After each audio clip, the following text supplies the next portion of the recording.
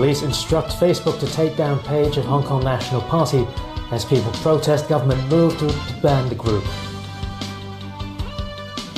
China angry at US for sale of military parts to Taiwan. And a second meeting between Trump and Kim could be on the cards.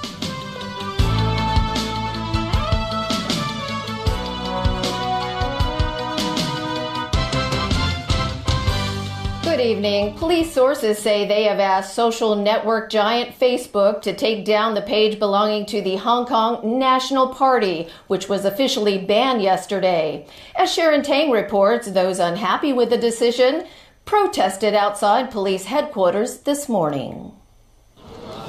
Around 30 people, including opposition lawmaker Claudia Mo and members of People Power, staged the rally. University student activists also publicly displayed flags with pro-independence slogans. We want absolute freedom of expression and association. That's what the protesters demanded, noting that these rights are clearly listed in the Basic Law. With the Security Bureau banning the Hong Kong National Party, protesters say this is an act that could incriminate someone by their words. Meanwhile, police sources have told local media that requests have been made to close down the party's Facebook page. Police are still waiting for a reply from the social media giant. Those who have shared or reacted to relevant posts will reportedly not be considered offenders, since the police will only focus on the party alone. What about the party's official website? Unlike yesterday, the party is now suggesting that its server has encountered problems and could no longer function. Still, police sources denied that they have asked the party to shut down its website. It's believed that officers held meetings yesterday to discuss follow-up actions after the ban. The Organized Crime and Triad Bureau is expected to handle the case in its initial stages. According to police sources, even if frontline workers have reasonable suspicions, they will have to observe and gather evidence first. These materials will then be transferred to related departments for further actions. In addition, the police will not use an anti-triad approach to deal with the case.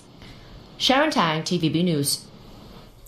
Meanwhile, a local delegate to China's top legislative body expressed support towards the SAR government's decision to ban the Hong Kong National Party. Not only that, Tam Yiu Chung hopes the government will enact national security laws to stop any pro-independence sentiment. Kana Chiu reports. The government has the authority to stop groups from promoting Hong Kong independence using the Society's ordinance.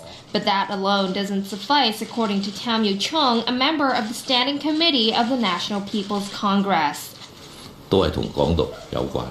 This morning, he said he hopes the government will enact Article 23 of the Basic Law during the current administration to prohibit any behavior that could instigate sedition. Maria Tam, Vice Chairwoman of the Basic Law Committee, also agreed that Article 23 should be enacted soon as it will plug existing legal loopholes. Yesterday, Secretary for Security John Lee officially banned the Hong Kong National Party. He did so on grounds of national security, public order, and the protection of the rights and freedoms of others. In response to the mixed reactions that ensued, Tam defended the government by saying it had already given the group sufficient time to appeal prior to the ban.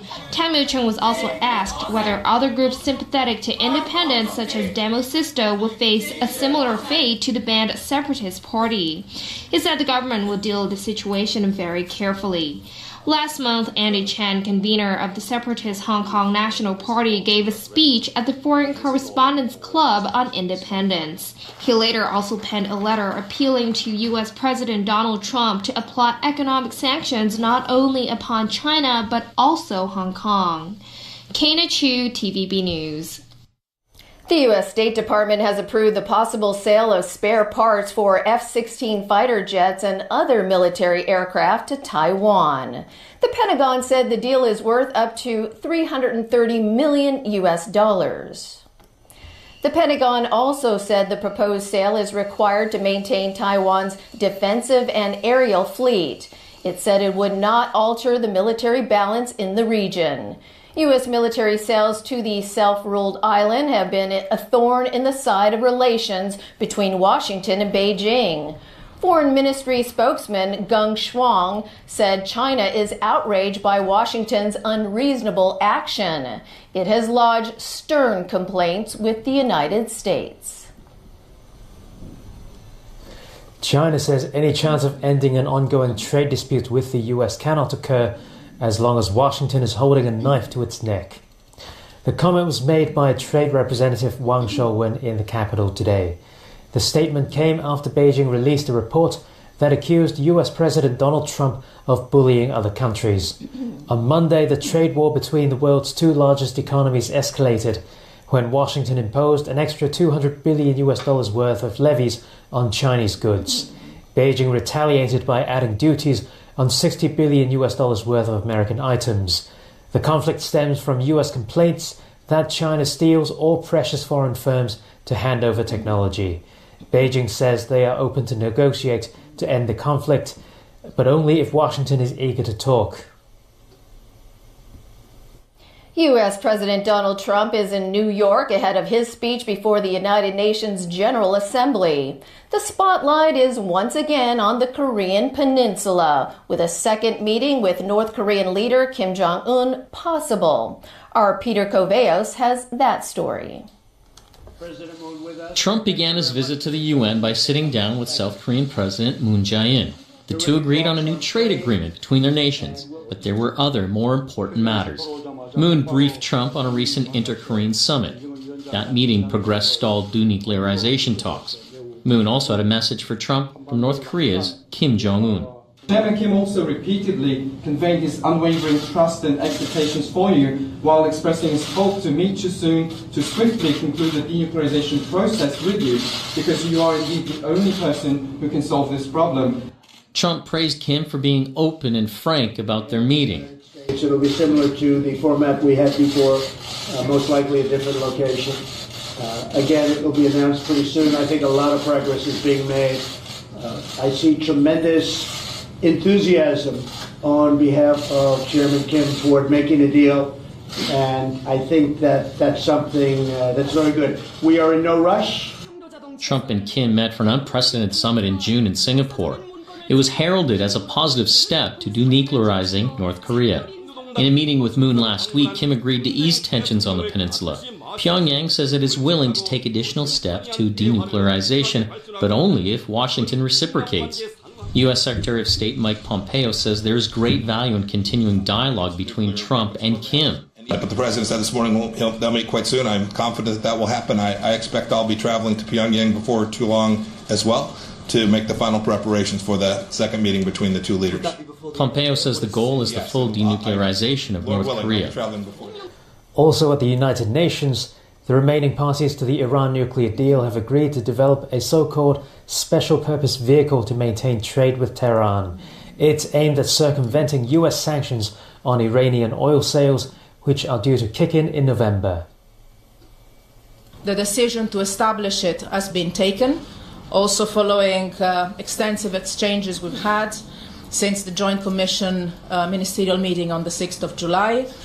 In practical terms, this will mean that EU member states will set up a legal entity to facilitate legitimate financial transactions with Iran, and this will allow European companies to continue to trade with Iran in accordance with European Union law and could be open to other partners in the world. Britain, China, France, Germany, Russia and Iran are the countries taking part in the new agreement. European diplomats say the special-purpose vehicle would help create a barter system to exchange Iranian oil for European goods without money changing hands. The system is similar to the one used by the Soviet Union during the Cold War. It's aimed at going around US sanctions on Iranian oil sales, which are due to be restored in November after the Trump administration decided to pull out from the 2015 Iran nuclear deal. The measures allow Washington to cut off any bank that does business with Iran from the US financial system. And still to come. Land Supply Task Force says don't read too much into its initial report.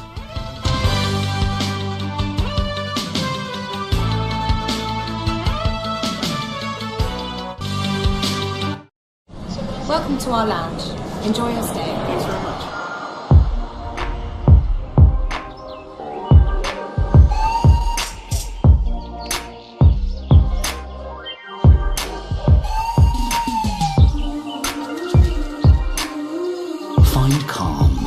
over 1,000 airport lounges worldwide. It's another way we've got your back. The Platinum Card from American Express. Don't live life without it.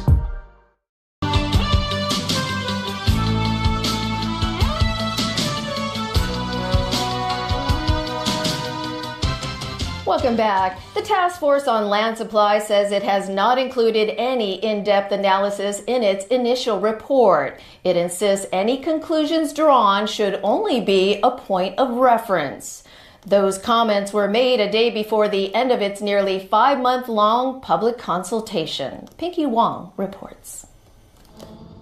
The Task Force on Land Supply submitted its preliminary findings to the government yesterday. That's 2 days prior to the end of public consultation, which is tomorrow. The government-appointed group reiterated there is still data to compile for its recommendation report.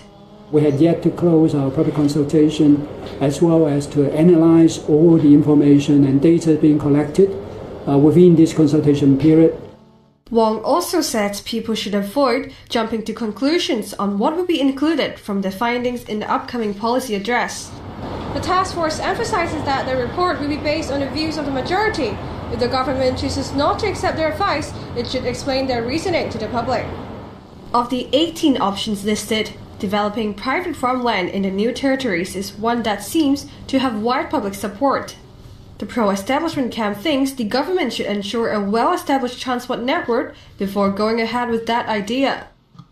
We suggest that government should set up a committee. The idea would be to develop the land jointly with private owners.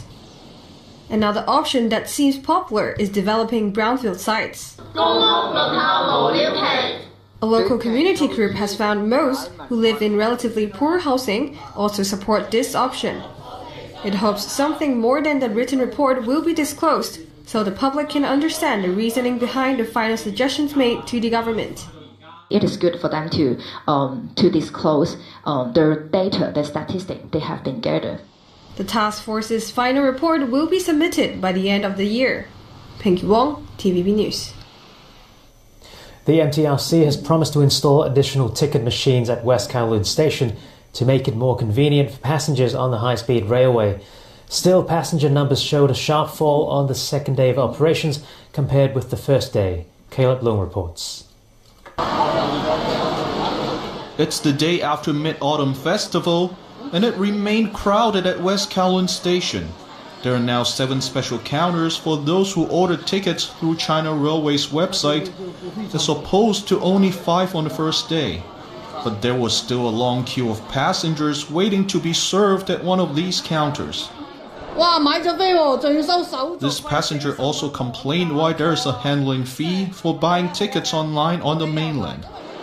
The MTRC made an arrangement with China Railway and allowed these passengers who had not collected their tickets to board their trains by showing their proofs of purchase. This arrangement is limited to those whose trains are departing within 3 hours. MTRC Operations Director A.D. Lau promised to install additional ticket machines to help ease passenger flows. As for why buying tickets online on the mainland requires a handling fee at the counter, Lau only said he hopes this special arrangement could be improved through its source, which is the China Railway Corporation. Meanwhile, yesterday's passenger numbers for the Hong Kong section of the railway was 46,000, down from around 75,000 on the first day. The figure is lower than MTRC's original estimate of around 80,000 passengers per day. The rail giant's chairman Frederick Ma says it takes more than just the first or the second day to determine overall ticket sales. He's confident that the rail will have more passengers in the future. Caleb Leung, TVB News. 2 fires were put out today, and in one, an elderly victim now is fighting for his life. A fire broke out at a Sao Mau Ping flat at roughly 1 a.m. That happened after a Mid-Autumn Festival lantern caught fire. An elderly couple were hospitalized for sustaining arm and leg injuries while trying to extinguish the flames. The male victim, age 79, is now in critical condition. At around 6 a.m., another fire broke out at the customs headquarters in North Point. Staff were evacuated to the lobby. Preliminary investigations revealed a photocopier could have caused that fire. It was put out 30 minutes later and no one was injured.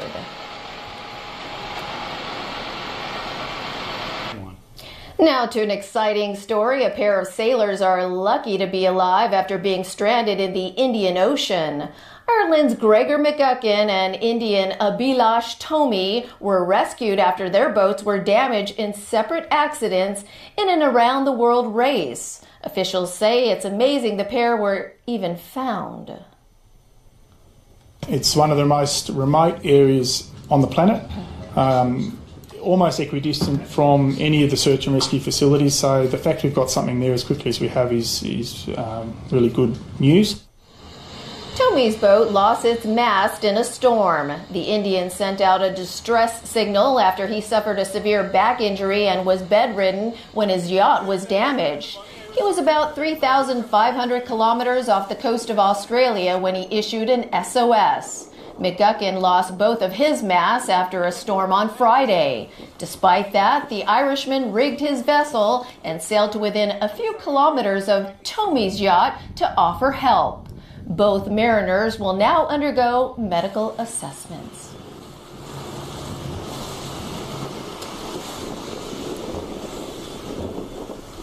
And from all of us, thanks for joining us. Thanks for watching. Good night.